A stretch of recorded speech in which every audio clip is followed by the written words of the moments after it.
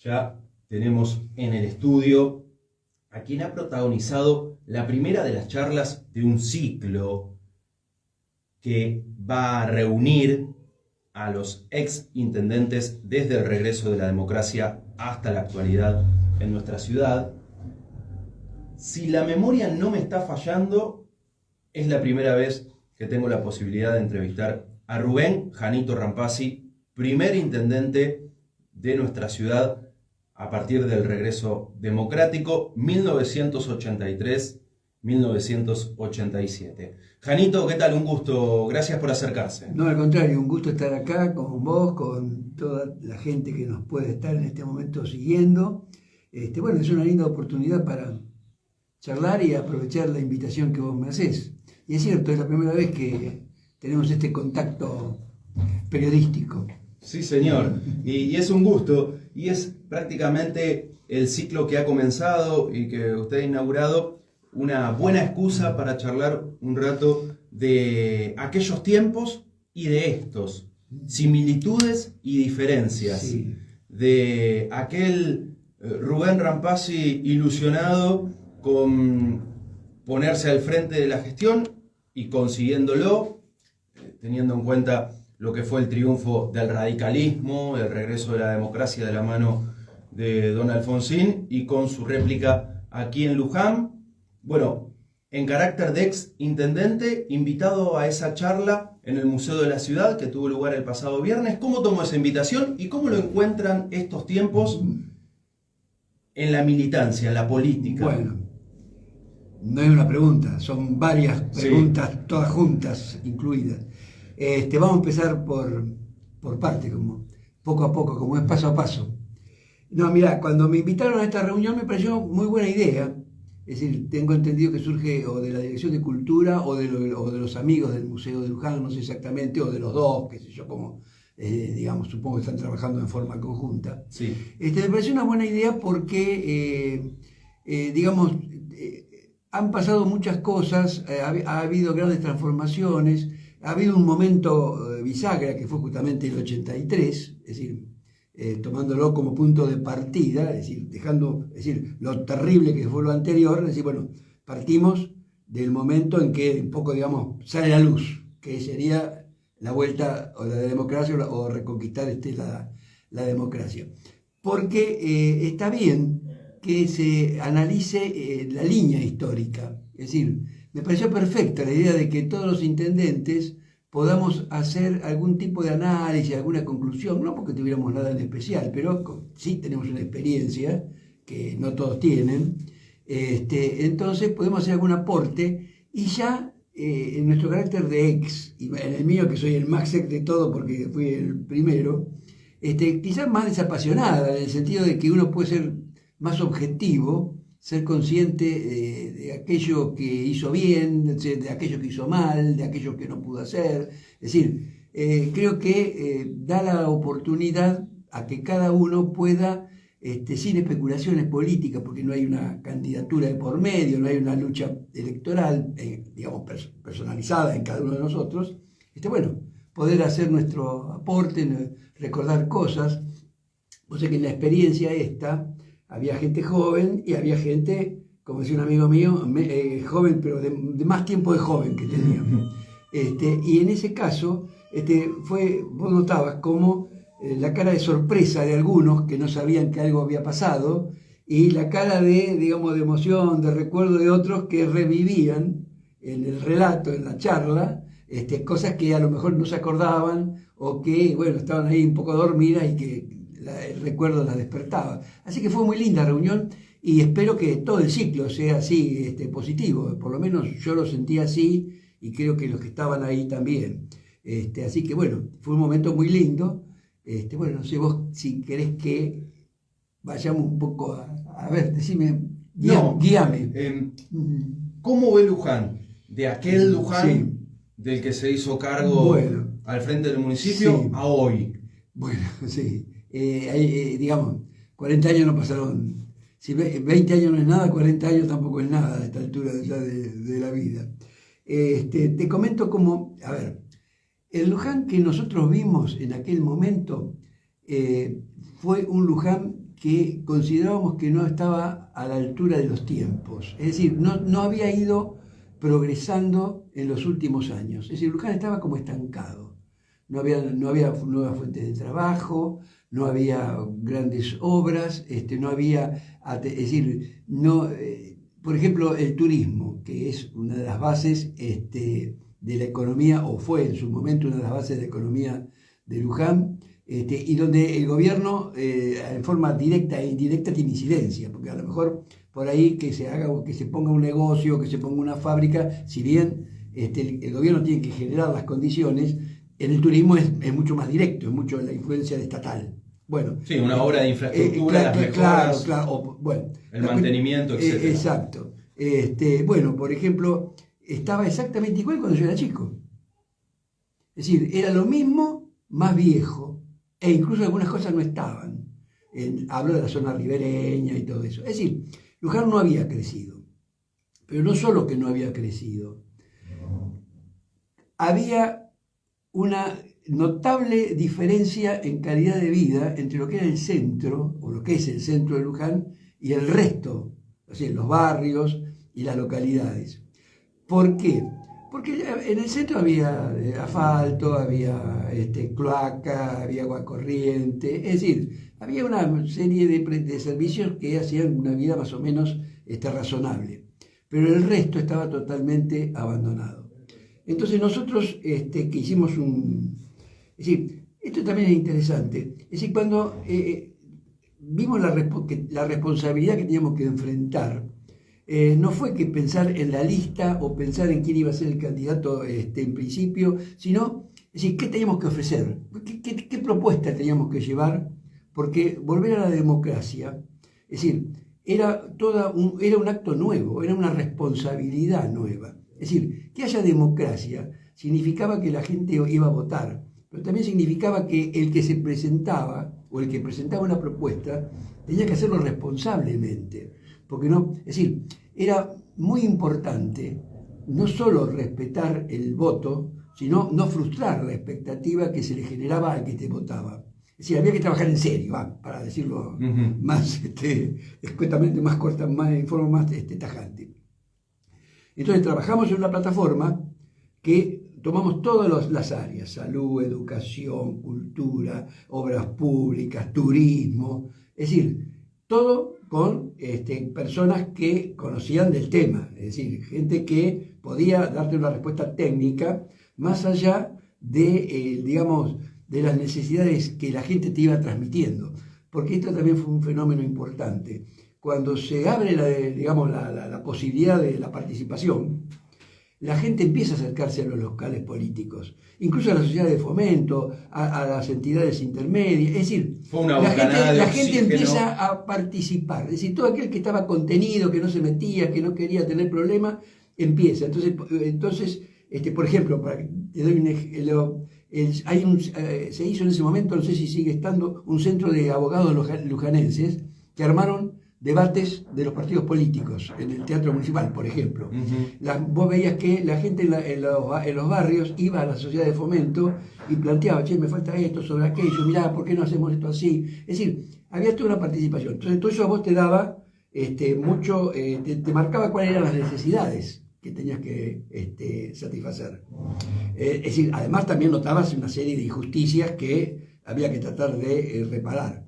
Pero sobre todo lo más digamos, que te cargaba más la espalda, era no frustrar justamente la esperanza que había en la gente, porque parecía que con esto ya habíamos solucionado todo, pero era el principio en realidad, no era la solución, era el principio de la solución si hacíamos las cosas bien. Bueno, pero esa plataforma nuestra la pudimos llevar adelante es decir, en realidad lo que nosotros queríamos era una síntesis: crecimiento para, digamos, recuperar todo ese tiempo perdido en Luján. Integración le llamábamos a que ese crecimiento, o ese que ahora yo diría que la palabra más correcta sería desarrollo más que crecimiento, sea extensible a la mayor cantidad posible de lujanenses. Es decir, que no quede limitado a una zona del centro, sino que si había un progreso, si había un aporte que sea lo más equitativamente distribuido. Y eso marcó toda nuestra campaña, no nuestra campaña, pero también nuestra gestión. Todo lo que hicimos fue en ese sentido, en obras públicas, en salud, en cultura, todos trabajamos con la idea de que la mayor cantidad de lujanenses se beneficien con lo que íbamos pudiendo hacer, que no era todo lo que uno quería, pero era lo que podíamos llevar adelante. Después surgió un tema que no estaba previsto, que cambió para mí culturalmente la forma de, digamos, el paradigma, es decir, que la forma de pensar de los lujanenses.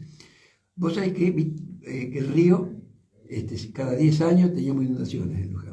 Un poquito más, un poquito menos, pero teníamos inundaciones. Y había como una especie de resignación.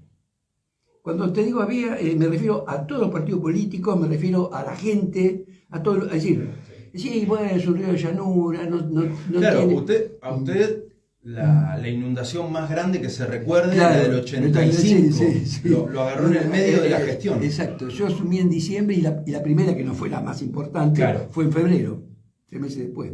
Claro. Bueno, entonces, pero había como una resignación. Entonces, si vos, por ejemplo, mirás las plataformas de los partidos políticos, algunos hacían plataformas, algunos simplemente unas propuestas, pero en ningún lado se habla del río Luján, porque se suponía que eso no tenía solución. Es decir, ¿qué vas a proponer de algo que no podés resolver? Bueno, cuando se empiezan a producir estas inundaciones, te digo, sobre todo la de febrero, que no fue la más importante. Febrero del 84. Del 84.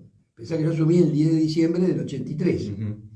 Entonces ahí empezamos a ver, en contacto con los vecinos, eso es otro tema importante. Todo eso lo hicimos trabajando con los vecinos, que incluso se agruparon en una o dos entidades, y bueno, y con ellos trabajamos en conjunto, fuimos al ministerio, pero bueno, pero lo que te quiero comentar es esto. ¿Qué estaría Raúl Mares? Sí, Raúl, ¿no? Sí, fue uno de los más... uno de los referentes del tema del río. Él creo que después fundó UBEPI, y antes había uno que me parece que se llamaba ABAPI, es decir, había una serie de cuestiones que, no sé, viste, entre vecinos por ahí, algunos...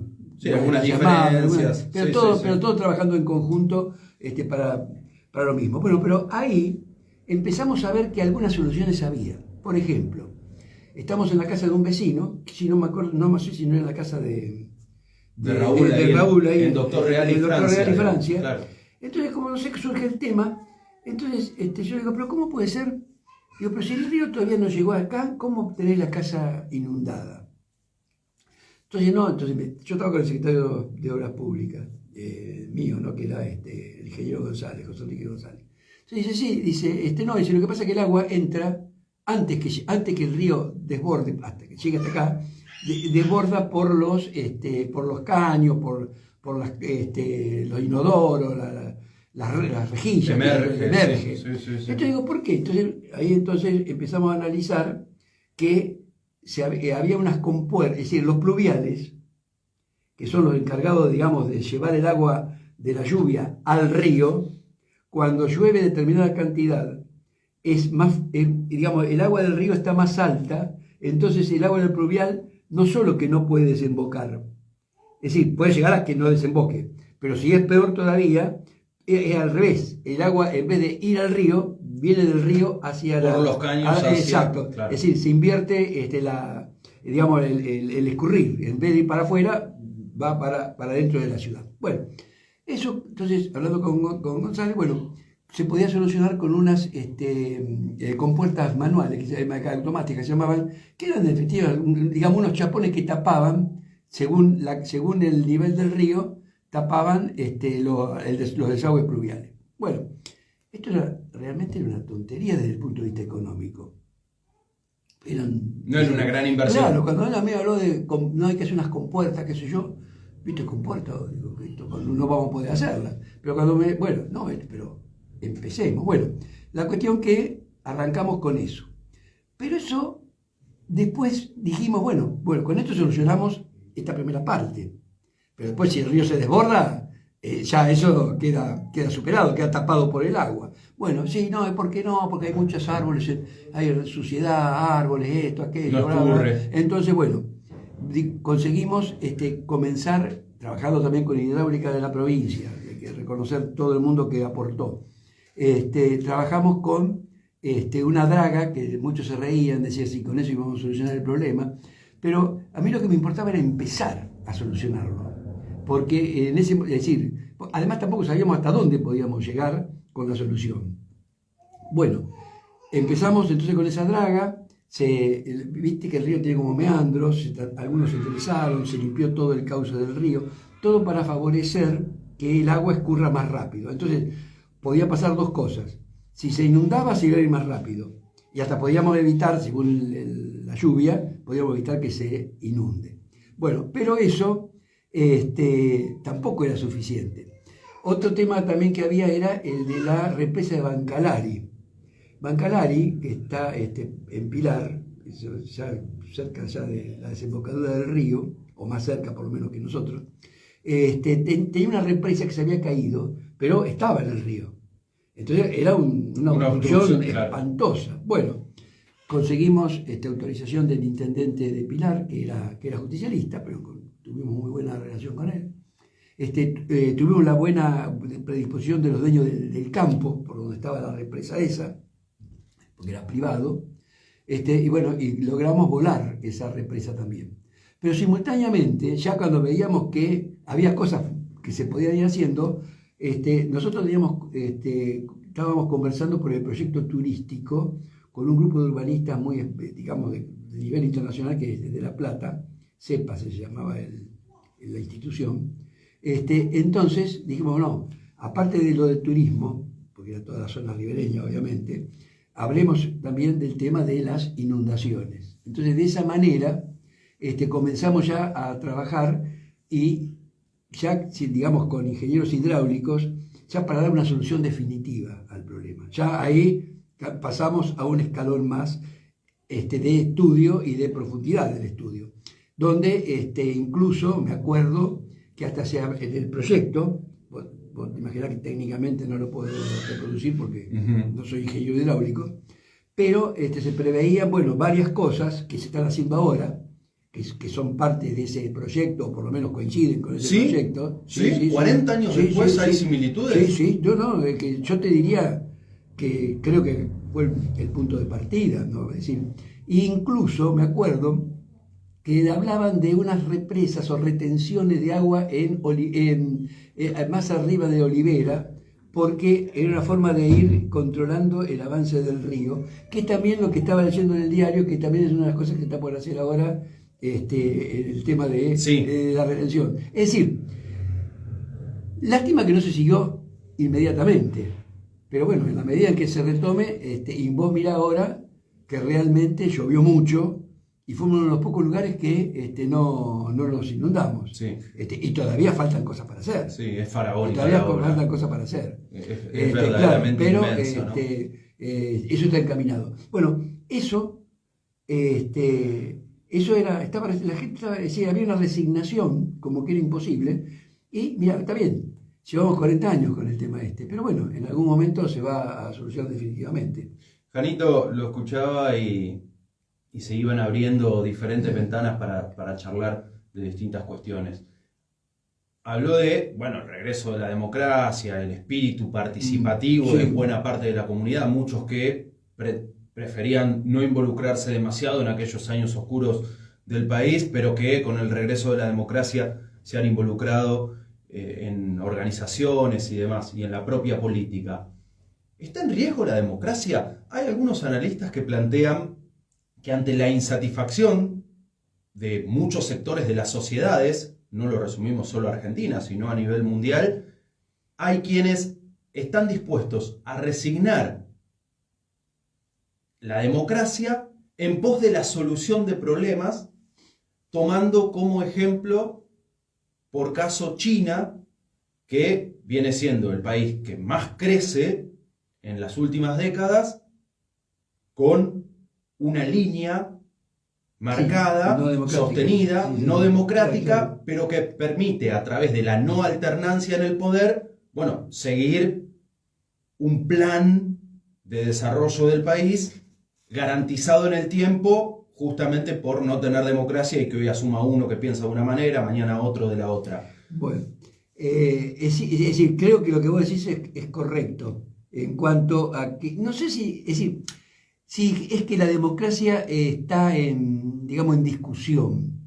Lo que pasa es que cuando vos tenés un régimen democrático, pero no alcanzás los objetivos de satisfacción de las necesidades en la gente, muchas veces se culpa al gobierno, pero muchas veces también después, ya cuando distintos gobiernos de distintos signos no dan pie con bola y la solución no llega, entonces hay muchos que llegan a cuestionar, bueno, pero esto acá lo que está fallando no son los gobiernos, sino el sistema o el régimen democrático. Es decir, puede llegar a plantearse eso.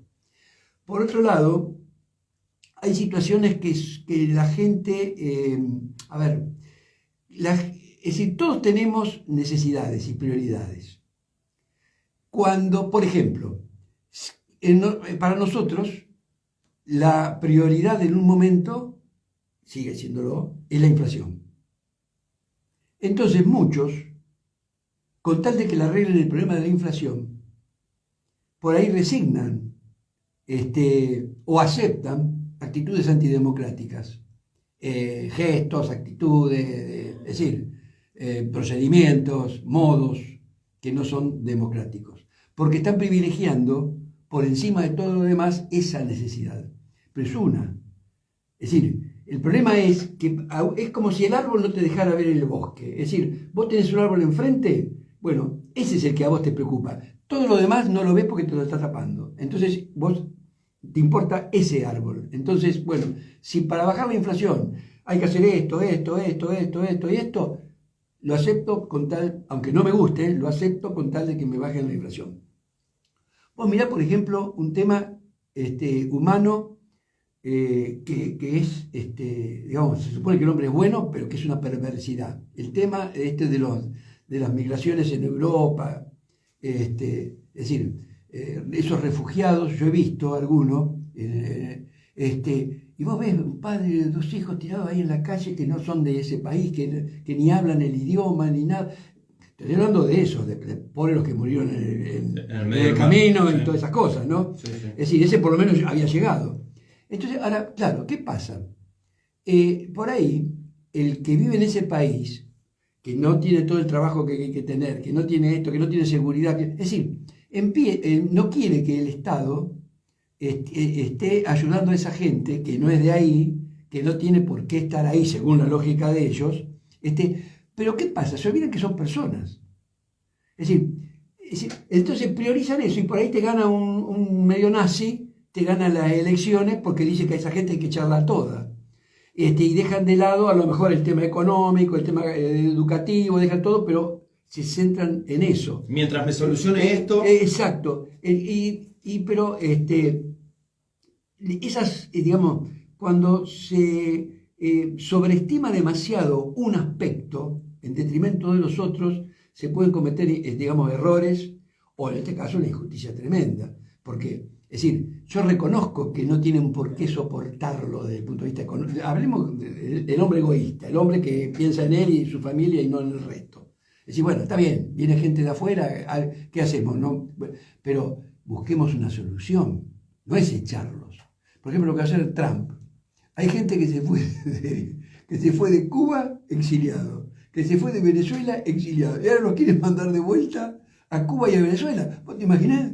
El que se fue porque se sintió perseguido, lo mandás de vuelta al país de donde huyó y que falta que venga con el cartel para que vuelva a sufrir las mismas injusticias que supongo que sufría. Es decir, no se puede actuar así desde mi punto de vista.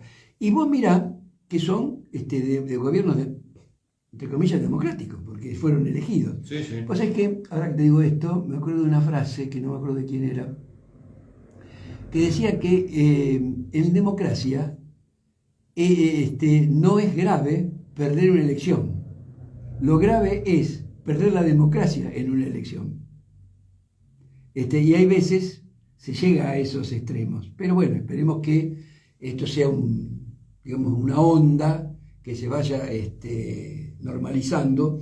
Pero como vos decís, es decir, en muchos lados se cuestiona, es decir, no es que se cuestione la democracia, es decir, no se valora la democracia como instrumento para llegar a una solución, ¿no es cierto? O que permita, mejor dicho, acceder a los instrumentos para llegar a una solución. Es grave el tema, porque muestra la parte peor del ser humano, que es el egoísmo, ¿no? Pero sí, esa deshumanización en definitiva de la que habló con ejemplos a nivel todos somos un local, poco egoístas, internacional. ¿no es cierto? Pero bueno, tiene que haber, es decir, hay un concepto moral, hay un concepto de hermandad, de fraternidad, que no se puede desoír ni se puede desatender.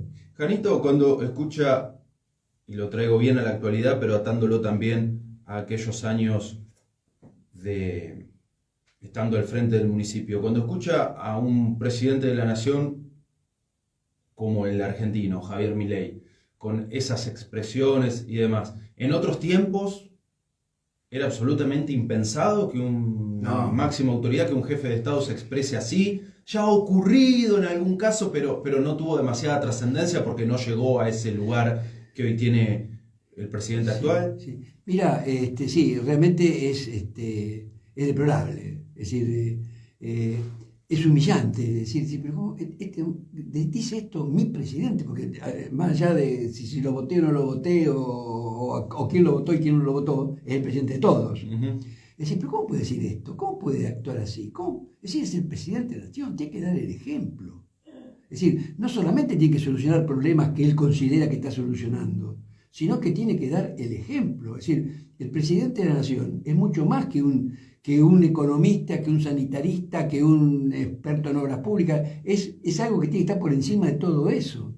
Es decir, es una persona que de alguna manera es el símbolo de todo el país. Es decir, tiene que tener, es decir, que tenga una ideología, sí, pero tiene que tener una conducta, tiene que tener un respeto hacia los demás. Es decir, si el presidente de la República te falta el respeto, ¿qué podemos pensar para, es decir, qué para los demás? Estamos todos liberados a decir cualquier cosa de cualquiera. Es decir, a mí me preocupan mucho esas actitudes. Es decir, me preocupan y me disgustan, porque realmente me resultan inaceptables. Es decir, vos veías, por ejemplo, un presidente como Alfonsín, con un nivel intelectual tremendo, un señor que hasta se hizo sacar esto no se lo acuerda a nadie, pero ahora viste que se dice el excelentísimo señor presidente de la nación. Bueno, la palabra excelentísimo, Alfonsín la hizo sacar en su momento. Decía el presidente de la nación, no decía el excelentísimo o señor presidente de la nación, no sé, pero el excelentísimo se lo hizo sacar. Quiero decir, demostrándote digamos, el nivel de igualdad, el principio republicano de la igualdad entre todos, más allá de las responsabilidades distintas que cada uno tenga. Eso, es decir, y después los presidentes, por ejemplo, Menem fue una persona con la que yo no creo haber compartido ninguna de sus ideas, más allá de que tuve la oportunidad de conocerlo bastante personalmente. También era una persona que no te iba a ofender.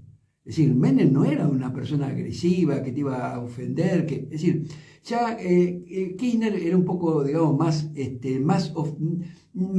no ofensivo a este nivel, pero quizás más generaba más una reacción, pero con otro nivel también.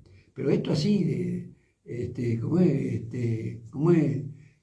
Envaselinado, que esto, que sobre trucho, como es, con los sobres, como es ensobrado. Es decir, una cosa que decir, pero ¿cómo? ¿Cómo se naturalizó, sí, además. Sí. Aparte, el que no piensa como él es con mala intención. Y él es así, bueno, sí, es así. Eso es imperdonable. Eso es porque no saben qué decir y dicen eso, pero no es una justificación desde ningún punto de vista. El presidente de la Nación, mira, vos mirá los presidentes de Chile, los presidentes de Uruguay. Yo conocí a Sanguinetti de Uruguay. Estuve en la presentación de un libro de él cuando él cumplió 80 años. Vos lo escuchabas, un señor hablando de la gestión de él, de la política nacional, de la política internacional, de la relación con Argentina. Es decir, era un estadista, es un estadista, pero es decir, no habló mal de nadie, no ofendió a nadie, defendió sus ideas. Es decir, tiene que estar por encima de esas cosas. Y es un expresidente, te estaba hablando, porque ya no era presidente en ese momento, ¿no? Janito, la última, agradeciendo la visita. ¿Y la Unión Cívica Radical qué? De aquella floreciente con Raúl Alfonsín, Sí. con un intendente radical en Luján, a esta de hoy bastante fragmentada. Sí, sí, mira, la Unión Cívica Radical, obviamente, sí, no voy a esconderlo, ni aparte sería tonto intentarlo, porque la gente percibe, no está pasando un buen momento en cuanto a su institucionalidad. Lo que tiene el radicalismo, que es lo que a mí me da esperanzas, es que los principios, los valores que defiende, son permanentes. Es decir, republicanismo, democracia, igualdad de oportunidades, respeto al prójimo, es decir, búsqueda de la equidad social. Es decir, los principios esos están en la gente, más allá de que, como te decía recién, por ahí están subordinados a expectativas puntuales. Pero eso es lo permanente y en un momento tiene que resurgir. Y bueno, y más allá de lo institucional, yo sé que es decir, por esos principios el partido tiene que seguir vivo, porque está vivo en eso, en la gente esa, y en un momento va a volver a reaparecer con toda su fuerza y potencialidad al servicio del país. Faltan nuevos liderazgos, Sí. están, No, pero no. muy cuidando No. la suya. No, pero vos mira, no. Mirá, liderazgos. ¿Qué partido tiene líderes hoy? Los 2 o 3 que aparecen por televisión, que de liderazgo bastante reducido, porque sí son conocidos, pero no son líderes. Y después no hay, es decir, pensar en cualquier partido, pensar en el justicialismo, sacar a Cristina, ¿quién va a encabezar la lista? No, está en un problema, sí. Es decir, pensar, bueno, en el radicalismo, en el PRO son 2 o 3 conocidos, pero conocidos, no son líderes. No sé, y el resto de los partidos tampoco. Es decir, es un tema muy serio. Es decir, no se han generado liderazgos. Antes los líderes te aparecían, incluso te digo más, hasta tenían que competir con el que estaba antes para poder, la lucha generacional que se hacía en los partidos políticos, estaba la lucha entre los más jóvenes, los que estaban antes. Es decir, había toda una continuidad natural. Eso está todo cortado. Es decir, quizá la gente está bastante decepcionada, no entusiasma la actividad política, entonces vos ves que los partidos se van reduciendo institucionalmente. Pueden estar las ideas dando vuelta, pero quien las canalice, quien las organice, quien las lleve adelante, ese tiene que ser el partido político, con dirigentes. Es decir, el partido político, digamos, es una entelequia que tiene, digamos, su piso en la realidad a través de sus dirigentes. Bueno, eso es lo que también falta en todos los partidos políticos. Todos los partidos políticos. Pero bueno, yo creo que después de esto, no sé cómo saldrá, no sé qué cosas se arreglarán, no sé qué cosas se desarreglarán del todo, pero a mí me da la sensación que después de esto viene una etapa, digamos, regeneradora, como pasa siempre. Es decir, dicen que las situaciones críticas son el pie para una salida, ¿no es cierto?, para la búsqueda de una solución. Yo creo que este gobierno puede llegar a solucionar algún problema, generando otros problemas, pero después de esto tiene que venir una especie de síntesis y de más claridad quién es quién. Porque acá vos no sabés quién está del lado democrático, quién está de un lado social, quién está de un lado más conservador. Es decir, es una mezcla tan grande que estamos viendo en este momento, que me parece que yo lo veo como algo que no puede durar mucho más. Es decir, esto es digamos, una de las características de la crisis, que es como la explosión. Bueno, ¡prum!, la crisis, bueno, después de la crisis, la oportunidad de salir de ella, ¿no? Janito, gracias por la visita. No, al contrario, muchas gracias a vos y un saludo a todos. Un placer. Rubén Janito Rampasi, primer intendente del regreso de la democracia en nuestra ciudad.